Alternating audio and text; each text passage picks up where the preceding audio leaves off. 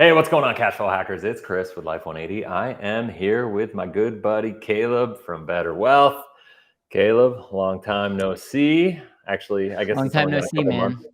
but it's been a long time, I think, since we've actually sat down and done some content together. Everybody who's been watching it, I don't know how many videos, as you're watching this right now, but Caleb and I started doing this together, man, over 5 years ago, I want to say. It was about 5 years ago, wasn't it? Like 2018? It was yes. I don't know Wow. when we started doing content, but we met each other over 5 years ago, and Yeah. it's been a fun journey, man. That's crazy that it's been that long. But so here's the deal. There's been a lot that's happened. I thought it would be fun to bring you on here and kind of talk about the current state of the insurance business. Since we have known each other, the channels have changed immensely. Our channels have changed immensely. Your vision for your business has changed immensely. My whole business and life has changed immensely. When we first met, I wasn't even doing life insurance. I had kind of gotten out of the industry and had the channel and just was kind of like creating content to help people. And we started working together a little bit and, built a friendship, and it was awesome. But the whole world about this whole life insurance game and whole life insurance specifically has changed like drastically is an understatement, since that period of time, right? The level of marketing, the phraseology, and it's gotten a lot more exposure, I think, because the world around us has changed so much. Maybe like a lot of the benefits that whole life insurance, offers from an attribute perspective, as a much more appealing kind of asset at this point in time, helps a lot of people solve more problems. And I think, as the world becomes more and more uncertain, the level of certainty behind whole life insurance becomes more attractive. And so I think what's happening is getting exposure. The challenge is with that exposure, it attracts a lot of half truths and bad marketing and messaging and all that stuff. And so I thought it would be fun to just kind of like talk about what we're seeing. I'd love to hear your perspective about how the industry's evolved, Yep. from when you've gotten into it, because like you got in as like, I remember you couldn't even drink when I first met you. Like it was like, Yeah. Yeah. so it's like you started super early and like, but you've Yep. been hammering it ever since, you know what I mean? And you've Yep. grown so much and you've met, like, you're the best networker I know as far as like, being able to really connect and serve people. And so like when we look at that, like what have you seen in this business, in all the conversations with people, what you're seeing online and on social Yep. media, and with what you believe the way things should be done, like kind of like weave all that together. Yep. So it's very interesting because I think a lot of times we can be very critical in Hmm. in a segment of like 5% of what's actually happening in the financial world. So we're going to get really critical on our brothers and sisters that literally sell life insurance and do protect people, and Hmm. regardless of the techniques, I there's a lot of things that I might say that are strong, but I Hmm. do want to remember that like we potentially are analyzing a 5% of the market, whereas if we zoom out, it's very Hmm. disappointing on how majority of people view money, how Wall Street, how these big funds that are literally monopolies behind the scenes, that are investing in things that are anti-American, anti-God, and it's very dark, from a Yeah. standpoint of like big picture. And so I think like we're obviously our channels, we have a lot of content around life insurance, whole life, IUL, and I'm going to talk about some of the trends that I'm seeing Hmm. there. But Hmm. big picture, I think that there needs to be a wake up. And the wake up has nothing to do with insurance. The wake up has everything to do with our mindset and being like, what life do I actually want to live? And am I going to actually take ownership of results? And one of the things that I've been saying for a while now is instead of retirement, we should call it future cash flow planning. And I love the cash flow hacking concept because if we start taking ownership of cash flow now and in the future, our Yeah. mind changes dramatically versus being like, I'm just going to have someone babysit my money, defer responsibility or literally postpone responsibility. And Mhm. as a result, be really a sheep from a standpoint of just like following the herd. And Mhm. at the end of the day, when I look at where our country's at, where spending is at, where Mhm. a lot of people say inflation and all the thing, it's just like Yeah. at the end of the day, even if inflation wasn't a thing, meaning your cost of your money is getting less and less valuable, you're not close to where you need to be from a country. Like we're not, even if it was deflation, meaning like every year your savings account got more and more valuable, Yeah. we're not even close to where we need to be. And so Sure. when you factor in all the factors of everything, you just look at it and go like, man, we can talk about semantics, but at the end of the day, we got huge problems. So big picture, depressing, right? But the silver lining is the solution is Yeah. take ownership, rise up, and and provide crazy tons of value. And if Mhm. you aren't maximizing your ability to create value in the world, whether that's at an employer or starting your own business or finding your voice, you Mm. literally have nothing to lose because the system will rob you completely from it if you're not creating value with your time, energy, resources, and all these things. So I'll stop there. I'll dive into the insurance space next. But like from a Mhm. big standpoint, I want us to remember that there, whether you're in the financial service space or not, whether you're Republican or Democrat, this is bigger than that. It's like we Mhm. actually have a message that's so much deeper than product Mhm. because the product is not going to ultimately save your life. It's the mindset. Right. Yeah, I mean, I think that's the old Simon Sinek start with why, right? Like if everybody could understand why we're doing this business, I think too many people get into this business. I mean, let's face it, nobody really grows up being like, you know what I want to be when I get older? A life insurance agent, right? Like nobody knows what's going on. So a lot of people end up in this business. I think most people end up in this business kind of by circumstance or like because they kind of Yep. fall into it. Like, and so then they go, well, what am I going to do? I'm going to sell life insurance. Well, how am I going to do that? And then it takes a long time for people to develop like why they even care, why it matters to them, why they are passionate about what they're doing.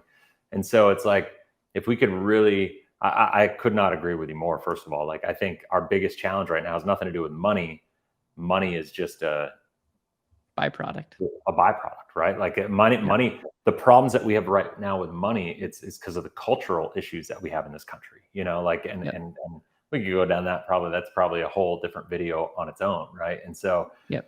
yeah, man, I mean, but I love that. I think, one of the things I talk about all the time is the fact that I just love the fact that, well, and I just launched a short video this morning as we're recording this, where I did this recording on the 10 belief statements, like at Life 180. And the first one is that we believe your money should be in alignment with your values and your beliefs. Well, the challenge is most people don't even know what their values and beliefs are, so how can you possibly reverse engineer that and put your money in alignment with what you don't even know?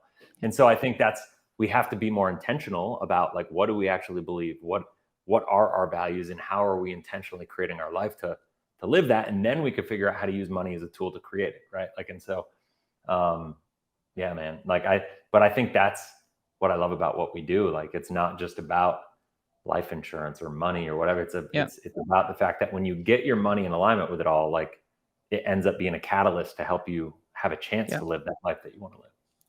Yeah, and at the end of the day, it comes down to the mindset is, do I want to put my money somewhere and just hope it grows via compound interest and let other institutions provide the value? And there's majority of the world will say that's what I want to do because that's what they're doing with their money. And Yeah. fundamentally, you and I just agree that there's better ways to think about wealth. So it's just like, fundamentally you have institutions that literally have trillions of dollars on the Yeah. message of, we can't even guarantee anything. We're going to Mhm. tell you you're going to have more money, but you just give us your money. We're going to control it. We're going to grow it. And at the end of the day, like it's going to be higher. You don't even know what that means. Like you don't know what the Mhm. 4% rule means. You don't know what Monte Yeah. Carlo simulations mean. You don't know what taxes are going to be. You don't know who's going to be in president, but don't worry about that. Just like, you'll be fine. And so Mhm. there's a lot of people that are just diversifying their responsibility, and at the end of the day they're just deferring and postponing. So all that to say, when I first got in this space, I knew a little bit of that. I thought like Mhm. infinite banking and overfunding life insurance was like I was super passionate. I was more passionate about life insurance back then from like the widget standpoint. Now I become Yeah. like, man, life insurance is just amazing because it ensures your human life value and it creates an Mhm. amazing foundation. And this concept of the and asset gives you multiple options. But Mhm. it's so funny because I used to think like the widget was gonna like change your marriage, and now I'm Save like, your life. actually no. but I'm more convicted than I've ever been when it comes to life insurance. And I don't try to like jump around I don't try to like hide that it's life insurance, but mainly because it's like, no, if you understand how this is structured, it's a game changer. And Mhm. I'm not going to apologize for the 95% of people that don't talk about it that way or structure it the wrong way. Like Right. that's okay. Like I believe the smart people will understand that this asset can be designed that way. So at the end of the day, when you understand that, and Yeah. I remember us having a video about PHP and World Financial Group, and when I reflect on just those systems, Mhm. it's I feel for it. I feel for the people in the systems. I mean, it's like, man, you want to help your family. You also want to make more money. And here's a system where you can get licensed, you can make more money, you can teach financial literacy, and overall, like more power to them. Like what I love about the World Financial Group and people helping people and those systems is like they've created a way where they are impacting a ton of people. They're making things happen. Now, do I agree with their financial literacy framework? Do I agree with the products that they're selling? Do I agree that people are getting a life license and then helping their family finances and stuff? Like, no. But it's a lot of times easy to criticize and be like, man, they're not doing what they should be doing. Or we could talk about what if we could take their machine with better education, with better products. Imagine what could happen as it relates to that. And so I think one of the Yeah. things that I'm grateful for you about is, yeah, you take a lot of attacks, but you're also exposing a lot on the index Yeah. universal life side. But I Yeah. think there's a lot of opportunity for us to shine a light and say, actually, I think majority of us are on the same team from a standpoint of we want this, but at the end of the Mhm. day, shame on us because we have not showed people a way to actually participate in that. And I think as a future, the future is going to get more clear, more bright about how we can make that happen. But Yeah. I'm fired up and excited about these messages, and I think there's never been a greater time to share this with the world, but also help people create momentum around helping us share this. I love it. It's so funny that you brought that up. I remember doing those videos in your studio, and I actually had like 4 comments on one of those videos today. So it's interesting because Life 180, what we're building now, I never really anticipated getting back into this space and growing it the way that we are growing it. It be like with a real agent centric. I mean, we help people that come through, but like it really has been an eye opener to me how many agents get into this business because they want to do things, to help people. And I know I come across pretty critical because I'm very, I don't know, polarizing in a way that like I'm very opinionated and I believe in my truth and I know what my truth is and I know what my experience is. And I create the content, not to bash IUL, but just to save people from the journey and experience that I had. Right. And so I know that most agents that get in with PHP and WFG and PFA and all these companies, 99% of them are getting in for the right reasons. They want to help their family. They want to help their community. They want to help like spread the word of financial literacy. I know that because I was that guy and I got into the business for the same reason. And I walked away from being the succession plan for my father-in-law for a stock company, like working for Wells Fargo Advisors, Yeah. because I didn't believe in that. And I believe so much in IUL, right? Like I walked away from that to be an IUL guy. And I did that thinking it was like I had found the golden goose kind of deal. And, for me, like that story, I did that for 4 years, and it took me 4 years to figure out the truth. And by the time I had figured it out, there was a lot of unintended consequences that went with doing that. And so like a big part of my passion for helping people understand that is like, I get that people watching this maybe are like in that space and they're doing it for the right reasons. They're, but they don't know what they don't know. And what's is it Mark Twain that says, it's not what you don't know that isn't the problem. Sometimes it's what you think that just isn't so. That's the problem, right? Or some iteration of that, Yep. right? Yep. And that's the challenge with that. Like, there's so many people that are out there Yep. that are doing all this stuff and doing it for the right reasons, but what you think to be true isn't true. And Yep. that's the challenge. Yeah, and I think And the big thing that I would just encourage because I don't know who's going to watch this, but the sure. big thing that I would encourage you is question everything. And a Mm, lot of times when we grow up, we respect our mentors. And a lot of times in this industry we get in because we were mentored. And I actually feel grateful because I was mentored by a lot of people, but I didn't have a direct mentor, which is yeah. exactly why I'm one of the more connected people in this space and why I Mhm. feel like I really understand money because I didn't Yeah. have a person just telling me what to think and I wasn't a yes person. Like Yeah. I just like question. And Hmm. I got to meet a lots of different people. And you remember me, I was a pain in the butt, 18 years old, 19, like know it all. And it's like, but I just like I challenged and I Yeah. really love to learn and all that. So the reason I say this is I think a lot of times we just take what someone tells us about a Hmm. product, about real estate, about index universal life, about whole life, about the stock Hmm. market, about and we just repeat it. We become parrots. Hmm. And I think the one thing that we can just encourage people to do is like, what if the thing that you were promoting didn't turn out a fraction of what you thought it was going to be? Mm. And I think the same thing, like we need to like play worst case scenarios. What if these companies like what are the likelihood of these companies failing? What are the likelihood of they underperforming? What am I actually selling? What is the message that I'm actually selling? And I'll say this, like I'm an old soul for being under 30, like an old Yeah, soul. totally. And I've seen Absolutely. person after person, I've seen people promote things that they think is bulletproof on the investment side and it falls apart. I've seen people I've been a part of life insurance companies that have changed and it's like Yeah. it and so I'm so grateful for that because number 1, yeah, it wasn't great, but, like, it really puts pressure on you to be like, "Okay, was the message and what you talked about, was it built around this hypothetical, like, book of like, was it this hypothetical dream world, or did Yeah. what you say to clients, did you is there still something there?"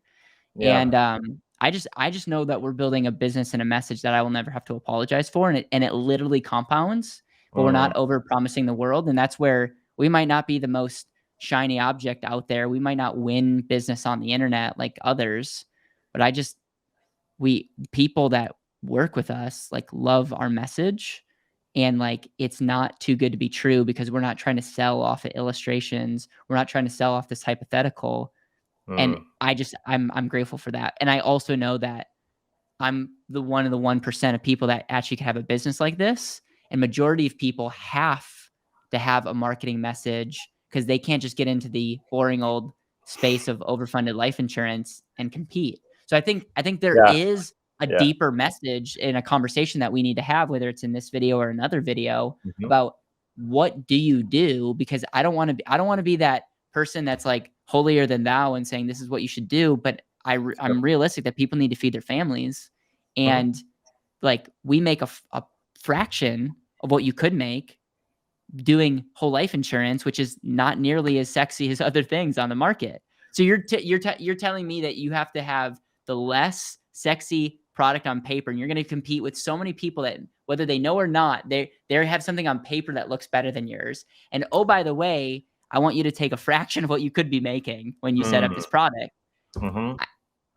I'm So empathetic to the fact of why this is difficult and why there's a lot of pushback from a standpoint of like a lot of people challenge things that they don't understand or they're threatened Mhm. by. And I think there's Mhm. genuinely people in both camps. And I think they all have really good reasons for their criticism. Yeah. Yeah. I mean, this is something you and I have spoken about. We haven't spoken about it in a long time, but like the idea of part-time agents versus full-time agents and all that stuff. And actually something you just said, I hadn't thought about it in this way, but I think I used to be more critical of part-time agents than I am now, and I think the reason is because now I'm dealing with a lot of part-time agents, right? Like a lot of people are reaching out to me and saying, "Hey, Chris, like I joined PHP or WFG, and I'm not getting the support, I'm not getting the training, I'm not able to show up and as powerfully as I want to show up and Yep. serve my community the way that I want to. There's no training; it's all recruiting, and like, what do I do?" And and so one of the things that I think is important is like if you and I look at this and we know the statistics here, I mean 93% failure rate in 3 years, right? Is like what the odds are. So you have a 7% chance to succeed in this business if you just go in full time. I mean, in general, like that, those are the odds. That's the math, right? And so according to Limra. And so when you look at those numbers, it's like I kind of tell people that have joined us, and it's really bad business, by the way. Like, this is like the worst business person decision ever, where I'm like, you join us, don't sell any policies. Just go learn. Like, take your time. I'd rather you, I'm a big believer in the phrase go slow to go fast, right? Like, I just believe, and you, by the way, and I hadn't even thought about this as even when I started this, you are the quintessential example of that, right? Like, you took thousands of dollars, months out of your life, interviewed people, flew all over the country, mastered this stuff, learned it, networked, didn't sell a dang thing pretty much. You invested in yourself as the asset that you could pour value into people. And now you run a business and have a platform, and you are a value creation asset in this world that genuinely serves people in a way that most people are like, whoa, I wish I could be like Caleb. And they don't realize like everything that you did for yourself to get yourself there. And from that perspective, I think a lot of people maybe not do it to the extent because they're in different phases of life and you were young, and like there's some variables there that, you know, we got to take into consideration. But for people that are working a full-time job, you can absolutely do this part-time if you are willing to go about it the right way. So talk to me, like, I think your story in that way is super impactful. So share your story and how your willingness to take that route and to go slow to go fast has actually, like, I mean, because when you started going, you didn't just like start going, you just like got catapulted. Yeah. So number one, thank you. Thank you for just saying that. I appreciate people that have seen actually lived my story and like were a part of it. So thank you for acknowledging that. I think I not a huge reader, but I like to listen to books, and I have like a memory where if I listen to something, it sticks with me. And so I remember listening to a function of really 3 books: 7 Habits of Highly Effective People, Think and Grow Rich, and The Richest Man in Babylon. Or Richest Man in Babylon was a book, but it was Rich Dad Poor Dad. And I just remember thinking like, okay, I want to be proactive. I want to think with the end in mind. So that was like in my head. And then Think and Grow Rich was like, okay, what is like the things that I'm really afraid of? Okay, I'm afraid of what my dad's going to think. I'm afraid of what people are going to think of me if I really take a risk. And am I willing to live my life and like really go for it? And I know that there's some controversy about Napoleon Hill and what all that stuff. I'll just say like his book really spoke to me and like was really impactful at the time that I read it. And then when it comes to Rich Dad Poor Dad, it was this concept of being valuable, not getting paid for money, like not getting paid for hours. And so I literally, not a lot of people know this, when I was working at the bank. So my story was I got a job at a community bank when I was 17. I worked in our investment department when I was 18. And when I was 19, I became like the youngest person that I know that has had the opportunity to like take over the whole bank's investment department. I literally had the second largest office in the bank, and I helped people, almost 300 plus people as it relates to their financial life. Okay. Insane. And so I had this conversation of like, okay, when I had that responsibility, I was making $8 an hour, Chris. Now, I also had incentives, all that, like, so it was like a base of $8 an hour. And then if I sold it, it was like a waitress. The thing was, I just refused to sell because I just knew in my heart that the people that I was learning from people, they all had agendas. They all wanted me to pitch their thing. And I just, the one thing that a lot of people asked me was like, Caleb, you were so young. How did you get people to trust you? Like, you literally looked like you were 14 years old.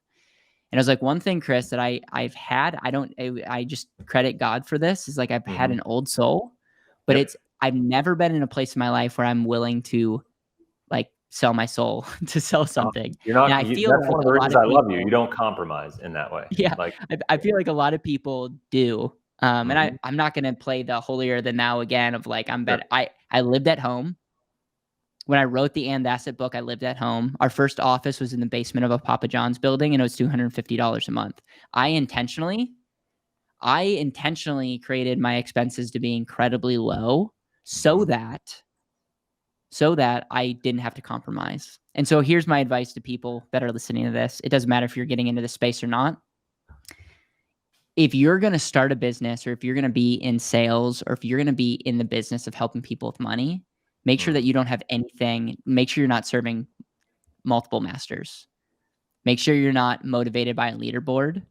Make sure you're not, trying to stick it to some person by proving them wrong. Like if you're serving with people, Yeah. make sure that you put your clients first and make sure that nothing comes in between. And I'm going to be as bold as to say, if you need to make money, this is a space that you should not jump into. And Yeah. like, you'll always hear like all these organizations will always point to Mm, Jimmy or Carlos or somebody who's like, hey, this is the person that was like broke and made it, and it's amazing, and they're helping a lot of people. But for every one of those people, there's a lot of people that don't, and there's a lot of people that mhm, cut corners because mhm, they have no other option. And if you can, on the flip side, if you can like play the long game and really understand knowledge, and for me, it took me a little bit longer than I think it would take someone like you watching this, because you have my channel, Chris's channel, you have other great mentors out there. But it mhm, once you understand like and truly grow that conviction of like, I actually get this. And like I would actually do this for free because I would be sharing this message whether I get paid for it or not. That mhm. that becomes whether you're doing this part-time or full-time, like you're unstoppable. But 100%. there's an investment and not just money and time. And a lot of people are just not willing to play the long game. And a lot of them financially, ironically, are not in a space where they can do that. Yeah. Um, so I've been very long-winded tonight, but these are good No, questions. I love it, man. My camera got blurry. I don't know what's going on. Strange. Doesn't matter. It is what it is. Here we go. I guess I'm meant to be blurry in case, I guess whatever. the spotlight's supposed to be on It, me. it's protecting me. Exactly. Yeah, man. No, I mean, I love that. I love everything you just said. And, I think that if there's one thing, because, I do a lot of content that is polarizing, and I ruffle feathers, and I don't mind doing so.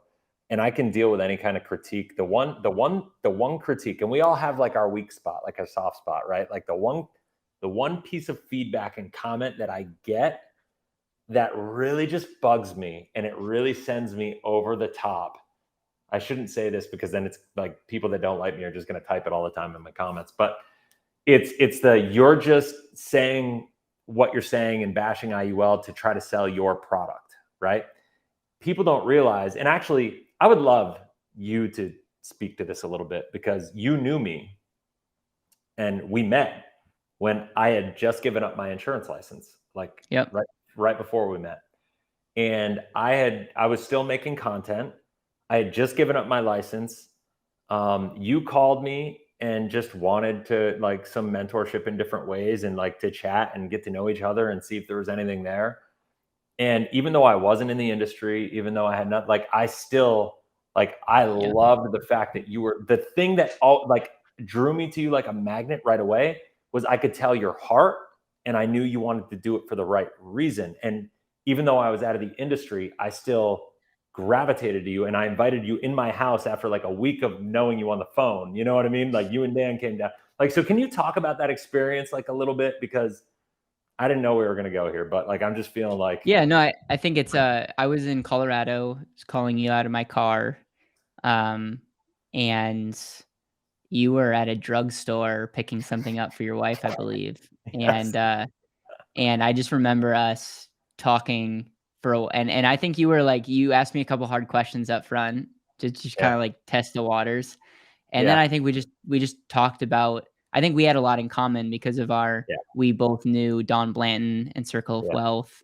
yeah, We both knew a lot of the players in the space. I think again, I don't want to share your story for you, but I think like yeah.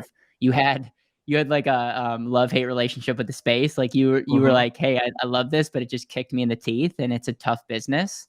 And mhm. I just remember getting off the phone with you, just being really fired up and excited because again, I didn't know what the future holds. And we've had a lot Yeah, of like we've had a roller coaster ride together, but I just knew that there was something that we were gonna do that could really help share this message. And it's cool because a lot of people are starting to use our language. And I yeah, love that. Like I love that yeah. people are like, life insurance is not an investment. Because I'm pretty sure we were one of the first people to talk about that.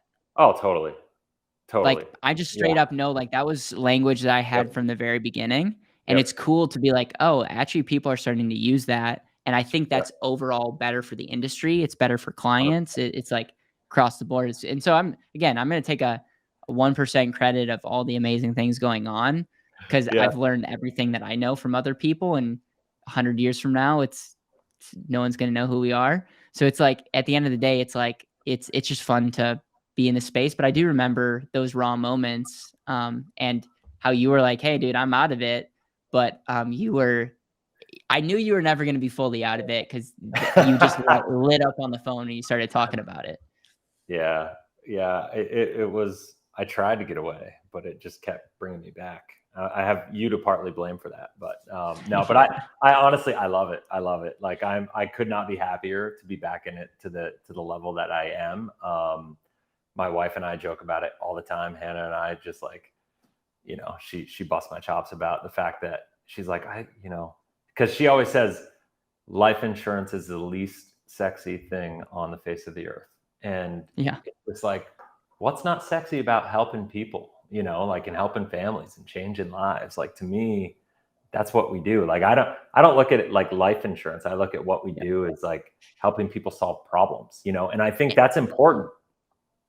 Go Yeah. ahead. And to put a bow on just our conversation, dude, that statement is the exact reason why we need to get loud and be Mhm. successful, is because if it was anything like option trading or real estate, or if life insurance was this shiny object that was going to be like the end all be all, I can Yeah. guarantee you that something's going to let you down. I'm not saying that real estate, option trading, or life insurance are all bad. I'm saying when they're sold as the solution, Right. and it's like, by all means, like, you should take your time and energy and resources and the ability to create value and defer it Hmm. into this thing. Yeah. I mean, we could go down the world of like, I love option trading, but what real value do you provide in the world when you're buying a put? Or like sincerely, like, yeah, you're playing the market, but like, how are you actually bettering your Right. neighbors when you option trade? Again, it's like we can get all like, you can go down the rabbit hole in a lot of things, but I think like it's important to know like where you put your time and money, Hmm. how is it actually bettering society, and how is it furthering your values, and how are you living a more intentional life? And if you believe in God, like, how are you furthering eternity by the Yeah. choices that you're making today? I think Yeah. those are all things that we need to think about, because Love it. sometimes a better thing on paper may not translate into what's really important to you. I agree, man. And that's, I think, I think what I love about what we do. And I think, the last thing on the belief statements is I don't believe I sell life insurance. I don't believe Life 180. And I think you would agree with this. Like, Better Wealth doesn't just sell life insurance. You inspire change. You show frameworks and give frameworks for people to change and like create the life that they want to live, and that's, to me, that's what this is all about, and Yeah. Life 180 is an acronym: living intentionally for excellence. You have a byline, unlock intentional living. Like, it all starts with intention, and Yeah.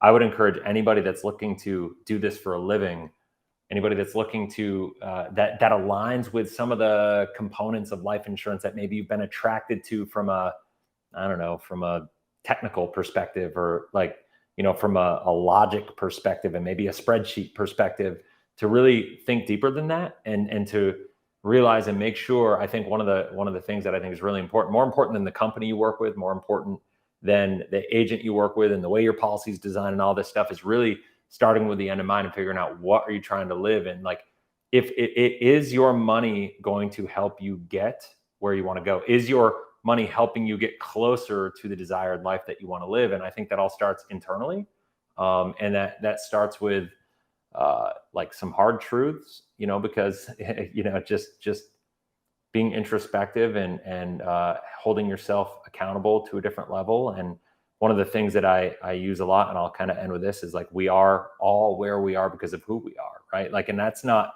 critical. I use that a lot in my videos now, because I remember it was like 2 years ago when I had just relaunched kind of Life 180 in the way that we're doing it now, and maybe a year and a half ago. And that question, I've been using it so hard with everybody else, because that's a question I had to, like, that's something I had to pose to myself, you know what I mean? And I had to look at myself in the mirror, and as I was kind of starting over and doing all these things, and I had to be like, whoa, I should be Yeah. further ahead right now. I mean, I'm further ahead than most people. I'm this, that, whatever, but like, I'm not where I want to be. And I went through this like kind of challenging time where I was like, I don't know, self-entitled or like, you know, because I do more work than most people. I'm way more intentional than most people. And I came at this, I'm not gonna lie, I went through this like moment in time where and you and I talked through this time, like, so you know, and I went through this period of time where I had a bit of a victim kind of like, why am I even having to deal with this? I shouldn't. And then there was this hard reality that I was like, I am where I am because of who I am, and I would not be here if it weren't for me, right? Like, and that's a hard reality to like suck up. And that's where, you know, you start to realize, like, I realized that I had made some decisions, good, bad, indifferent, that were not in alignment with my values and my beliefs, and that held me back. And so you then have to be willing to course correct and, you know, make decisions, surround yourself with people that are going to hold you accountable. I think that's probably one of the reasons I value our relationship so much, you know, is we have that. And so it's like, I think it's imperative to have people like that in your life, and aligning your money with your values and beliefs and getting clear about what those values and beliefs are is the absolute foundation. I know I do the Life 180 pyramid talk, and I talk about save money at the bottom. The foundation of the foundation, like the sub foundation, you know, whatever, is you got to be clear about your values and beliefs so you can actually have like a North Star and know what you're working towards. Because that impacts every decision you make. I love it, man. When I'm looking in the camera, I'm not able to see your face. That's why when I look down here. So Yeah. You're good. I love it. That's I awesome. appreciate you sharing that, and it's always an honor to be by your side, make this video, and I'm just want to thank everyone that has watched this video and has supported us. You've made it possible, like literally by you subscribing to the channel, by you liking the video, by you commenting, you literally help us get the message out to more people. So I just wanted to say thank you, because we wouldn't be doing this if we had 0 views on all of our videos. We couldn't do it if we had 0, right? Like I got to tell you, it was, and you can relate to this. Like when I got into the business, and I got to give a shout out to Garrett Gunderson here, like, cause we were talking a little bit before, but I went up to his place to film with him. And I know you've done the same and have worked with him. And I remember when I first got into this business, he was like the only dude online that was doing this like the right way, right? There were a couple guys, a couple people, but he was like the only guy. And I remember watching his content and seeing how articulate and well put together he was, and like just like thinking to myself, like, whoa, if I could ever be even in that close to that league, I will have made it. You know what I mean? And and I sucked back then. Like it was really bad. Like, you know, me making videos, and it was horrible. And you know, I just doing the session up at his studio and whatever. And I launched the first video with him yesterday. And the craziest part is I've had like 30 comments of people being like, it's about time you two collaborated. And it's like learning from 2 of the best in the industry. And I'm like, it's so weird, like, to be in that space, you know what I mean? And it's like, but I like, and I know a lot of people look at you and they look at me, and I'm not meaning to like pat myself on the back right now. That is not what this is about. This is about, if you would go talk to my wife, and you've done this, right? Like anybody, and you're a little different. You had a little more like self-confidence and guidance and like, you know, than I did.